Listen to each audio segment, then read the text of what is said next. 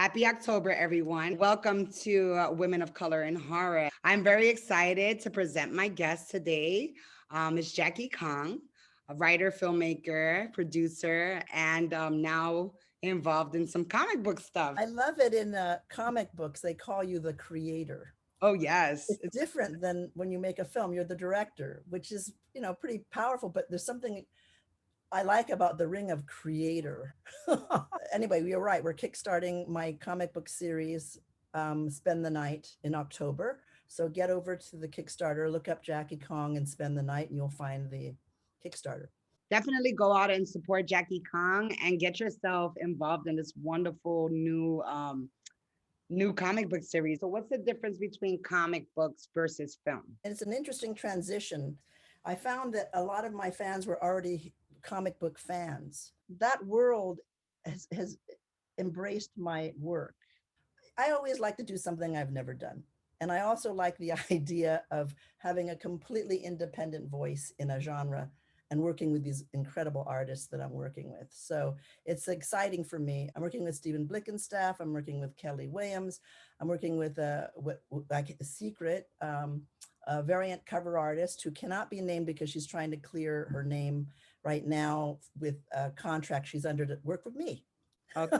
And again, I'm working with a woman of color to do that. So it's interesting. Who's the artist? What's her name? I can't Oh, tell you. I'm sorry.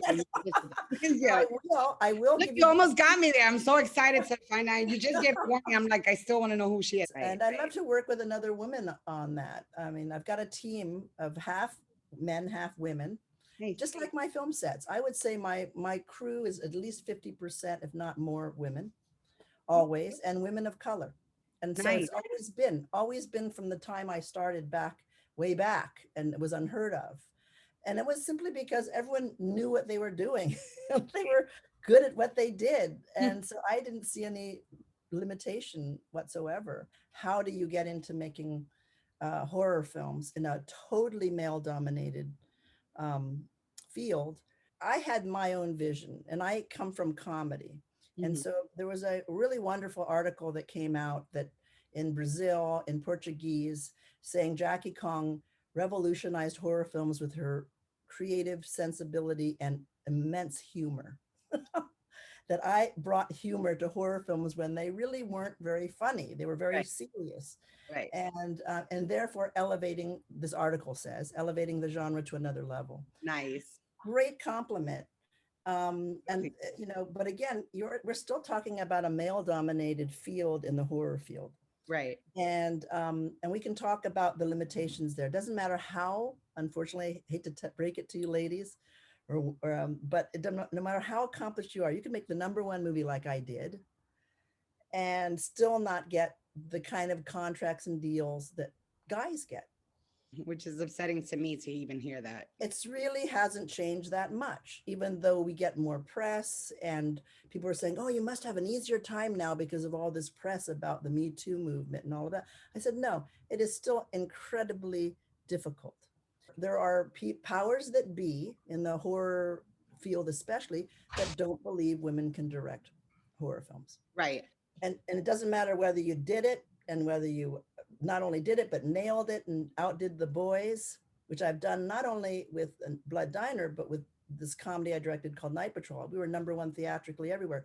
But again, comedy is another area where women as a rule are not accepted. For me to keep hammering away, chiseling away at this wall Right. that tries to keep you out without saying so. Right. There's no spoken rule.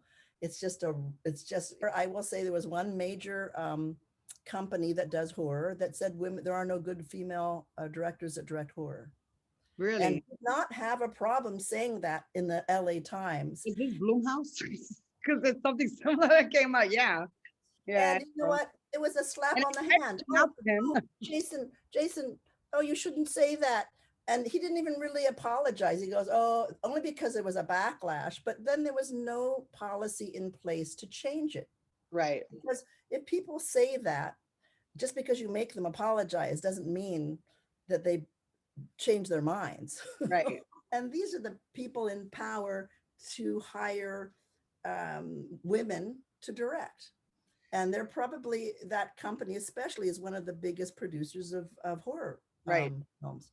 So the problem with someone saying that is they believe he knows what he's talking about. There was no actual work to undo it, to Mhm. say, okay, I made a mistake, that was wrong. Let's make a point to hire and find really good female directors. The problem is that a lot of people were afraid to say something. I don't think I'll ever work with him ever, Mhm. because it seems to be a very male chauvinist place. Mhm. And I will say that. I did my horror films outside this system. You almost have to work outside the system. And this is the way I've been able to make things happen. I was never accepted as a female director that could do comedy, that could do horror, that they put on the top of their list. At first, I was too young. Then I was not a guy. Then I was Asian. I mean, it was like I've got triple strikes Right. Right. that in their minds are against me, but in my mind, it makes me a better filmmaker. Exactly. That's the beauty of what you do and who you are, is that you're unique. You have a different voice. You set a different I tone. don't care if they tell me I can't do it. And this is something that you have to have in your head, Right. because everybody's going to tell you you can't do it. You have to have two things: great writing, great vision of what you want to do. Who's your audience? Who are you talking to? And then you've got to have this incredible desire to get it made. Mhm. And what happens when you do that, other people, it's infectious. Other people come on of like mind. You're Right. not going to ever sway the people that are not of like mind, because you'll spend all your energy on that. What Right. you need to do is focus on your energy, and then the people that come on board, like all these artists that I'm working on, they're big fans of mine and they love what I do. And they're coming on board because they believe in the project. It's not about money. It's not about, ego. It's about working on something good. And that's what I'm doing with this comic book. And that's why, and I love the freedom of it. I've already written I've written enough for 20 comic books. That's so exciting. If you look at what the studios are doing these days, they're doing all comic books. Right. The problem is when you pitch, sometimes there's a lack of imagination on the other side. Yeah. And you can describe it, and I'm very good at describing the scene, the characters, but because, let's say, especially with my stuff, no one's ever done it before, and especially with this comic book I'm doing, it's very difficult for people to say, well, gee, how does that work? You've created this urban legend that doesn't exist. They can't visualize the urban legend. So I've decided I want to show things that I can't show on film in a comic book, and they can visualize it and see it, and they will understand what this story is about and Right. what the characters are about. And it holds its own because the dialogue is hilarious and the characters are hilarious, but the plot is something that everyone tells me they've never seen done before.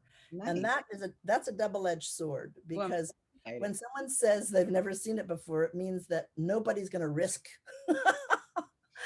no one's going to risk their job and their, at a studio or at a company for something they've never seen before. Right. They're going to say, that's why you always see 5 Godzilla movies. The whole idea for me, is to do something original. When I did The Being, I was trying to create a monster movie. And I was trying to do some social commentary as well about don't throw shit in the water. Stop throwing crap in the water. I mean, it was all my stuff has a little bit of a message. That's why I Right. like Jordan Peele stuff, because he always has a message behind the horror, behind the scares, Right. so that you can understand it on a deeper level. Yeah. Blood Diner, it was very timely. And it was actually before its time, because when I made it, there were not a lot of mass shootings. Mm. When I made that, I said, well, mass shootings are a daily thing of our life. Now, in this, we had something like 256 mass shootings Yeah. already. It's been ridiculous. It's crazy. It's like it doesn't even make the news anymore. This year has been one of the most violent years on record, if not the most violent year. And so I was making a commentary about this kind of violence. This is the Tutman T-shirt from the diner. Oh, nice. Tubman Fantastic. Cafe. I like it. Yes, Coast City Comics designed it. So you can actually buy this muscle, whatever. I like it. Oh no, I like it. It's very becoming. This is the t-shirt. This is the name of the diner. This is the t-shirt they wear in Blood Diner. Oh, that's so cool. Can you tell me about that awesome poster behind you? Yes, when Blood Diner was released on Blu-ray, they asked me to do a commentary. And I Right. said, sure, I'll do I normally don't do commentaries, but I said I agreed to do it. And under the proviso that they would take the film out theatrically, which is the way the film should be seen. I actually went on tour and took Shitar with me through multiple cities, but New Orleans was the most cool. It's the setting for Spend the Night for the comic book. Right. So if anybody wants to get in on the comic book or on a Jackie Kong project, this is the way to come in by backing it on Kickstarter. Only the month of October. You have a character, a perk, right? That someone could be a Yes, character in your comic. I noticed that. I seen that. you That's can actually have your image in the first edition. You can imagine your image in the first edition, whatever picture you want, like drawn by one of my artists, that is so cool. and at any age, looking at however you want in the comic So book. cool. I need a Slaughter Sin cameo. It's a lot of fun because I don't know if you saw the Stephen Blickenstaff drawing that he did of me. It's fantastic. It Yeah, is. It's yes. no, It's it's fantastic work. Exactly. He's a brilliant artist that did the cover of the album for the Cramps, that one very famous head. Okay. It's been on the cover of Rolling Stone magazine. Lord wore it. Wow. Yeah, I mean, he's like an icon in this world of comics. Everybody knows him. Stephen Blickenstaff. So that image of me Right. is actually a Blickenstaff, and that might be a perk later on. It's not right now, but as the campaign goes on and we hit certain goals, I unlock more perks. And one of the perks will be that image signed by Stephen Blickenstaff. So that would be a collector's item. Yes, guys, get on this. What advice can you give like fellow filmmakers or women of color in the horror genre? Now there's a little tiny window kind of opening up for women, but we still have to pry that open. Yeah, you're gonna have to pry it open. You're gonna have to pry it open. It's opening a crack. Right. But the problem is like I said, when someone has a prejudice, just because you change the rules doesn't make the prejudice go away. Right. And it's like you could say, okay, we're gonna desegregate everything, okay, but the people that wanted segregation are not going to suddenly say, oh yeah, that's okay. They're still going to think that way. When things get rough, you got to stick with it, but you're going to run into obstacles, money problems, scheduling problems, actors drop out, and then you still have to maintain the vision, right, and not give up. Right. I don't believe even today it's very welcoming. If you fuck up, if you screw up as a woman, you screw it up for a whole bunch of other women. Okay. Right. That's not the case for men, by the way. So they'll say things like, oh, we already hired a woman to do that, and it was a disaster. Right. I advocate for Asian Americans, and I ran a nonprofit about 20 years ago to develop projects for a better visuals, for better images for Asian Americans. What was it called? Asian American Media Development. I raised the money and I did this first Asian American sitcom called Karaoke Nights. A tip for your viewers to think out of the box. I produced the first Asian American sitcom on the internet. Oh, they told me it was impossible. No one would be watching any video on their computers. And I raised the money like old TV companies used to raise. I went to the sponsor. Yes. Because if you cannot get money from traditional studios and distributors because they can't see what you're doing, then you've got to think of other ways to do it. And that's what I did, back when the internet was a new thing. I said, do you want to reach the Asian American audience on this platform, the internet? Then fund my show and I'll put your commercial. And Denny's was the one who funded everything. And I flew there, they flew me in and said, you have 1 hour to pitch. And I gave a pitch like a film director. I pitched a story. That's brilliant. When I did The Being, I wrote it, and I wrote it for an actor named Harry Dean Stanton at the time, was a friend of mine. He ended up not being in it, and I ended up trying to get other actors, because back then you had to have a package to get a release. So I went after Martin Landau, I went after who got me Jose Ferrer, who got me Dorothy Malone, and I tried to stack my cast with names. Talent back then was absolutely key. I couldn't get Martin Landau. I didn't know him. I didn't know how to get him. And this is again, think out of the box. So I went to his acting school and I got an appointment to audition for his acting class. I went in and you have to meet with him and then you've got to do a scene, right? And I didn't have a scene prepared, but I had in my bag my script that I wrote. And I said, Mr. Landau, I really I love the idea that you have the acting class, but I'm not an actor. I don't want to be in the acting class. I want you to be in my film. And I handed him the script. Wow. He was so flattered by it. He read it that night and he called me the next morning and said, I'll do it. Then he helped me cast the rest of the film. That's a great story. I'm in my 20s, right? So you got to do stuff like that. And it's scary, a little bit scary, because they can always throw you out or say no. But that's the worst that can happen, quite honestly. It's the worst that can happen is they say no. You got to think outside just someone's going to make it. Yes. You got to try to figure out what elements need to be put together in order for it to be something that people can see and want to get involved with. Right. And we have a bit of a more difficult time because we're women. And let's just face it, that's just a fact. People constantly are telling me, well, you must be getting a lot of work now because you're a woman and all these again, that's just not true. No. And when people say that has changed, I said, no, not a lot has changed. What has changed is the press. Right. But not the actual actions of the powers that be. You need champions to get behind it, like somebody in a good position that will get behind the cause. Absolutely. Otherwise, it's very difficult, and you have to be as like I was creative and try to think how to put it all together, and that's okay too. That's all right too. But it would be nice once in a while when you prove yourself and you can do it, and you've made them millions of dollars, that they don't ask you to put up your salary in order to get a movie made. Right. But I'm saying they don't ask guys to do that when you've made a hit film. Right. And even with Catherine Hardwicke, I mean, she did a phenomenal job doing the first Twilight. Did they ask her to come back and do the others? I heard a lot of people saying really nasty things about her, her temperament or whatever. They don't do that to guys. You make a hit movie, they try to think, oh, somebody else must have done it. And I'm just so tired of that. I have to tell you, that's the one thing that tires me out, is somebody saying that must have been somebody else. No, it was me. Jackie, where can your friends, your fans follow you?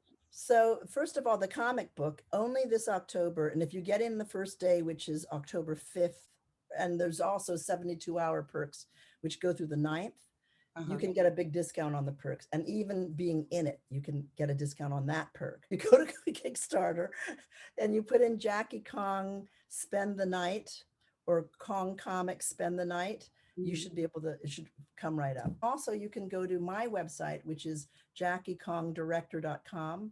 And there will be a Kickstarter, an image of me, Blickenstaff, holding a knife.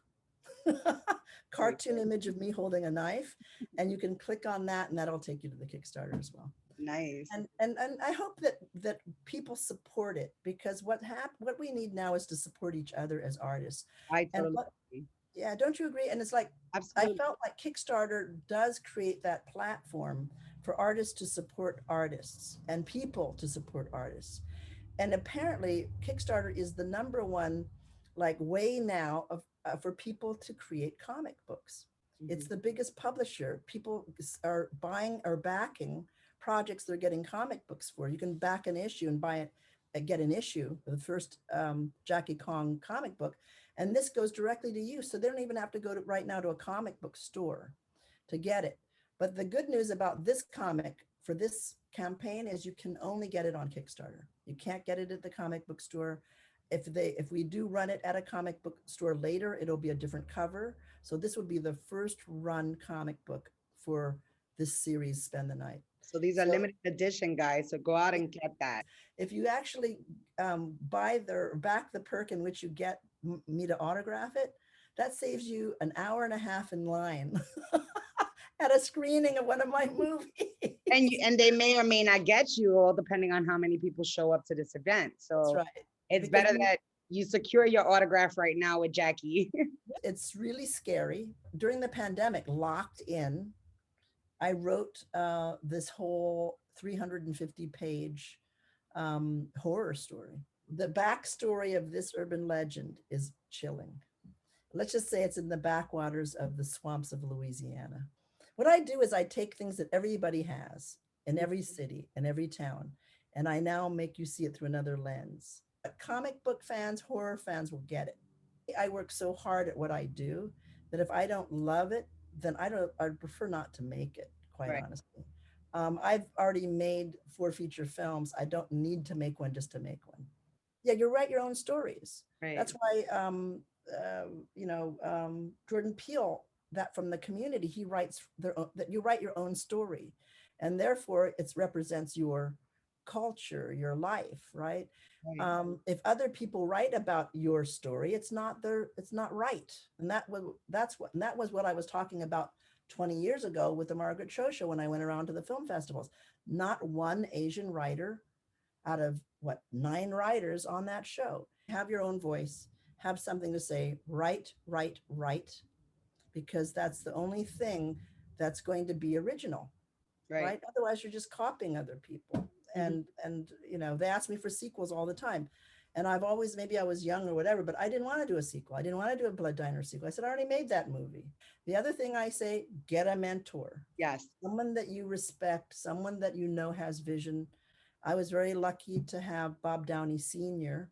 as my mentor, Oh, wow. Junior's dad, who was a New York filmmaker, underground filmmaker, very well respected, incredible avant-garde filmmaker, completely not studio, not Hollywood, um, but an inspiration. And he came and he helped me cut my first movie, Cut the Being.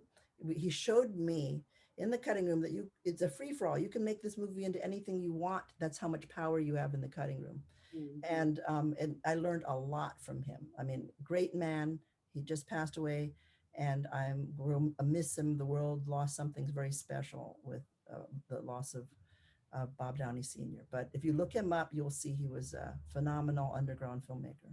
Thank you so much for your time. I can't tell you how much I stress and I tell other women of color, support your fellow women of color, support your fellow women filmmakers, support your horror filmmakers because Yes, it's so just important. just so you know, that's really an important thing because it doesn't happen without the support. Just $5 supports it because especially the first week of the campaign, October 5th, the first day, once they see Kickstarter sees that we have people supporting it, we move up in the algorithm.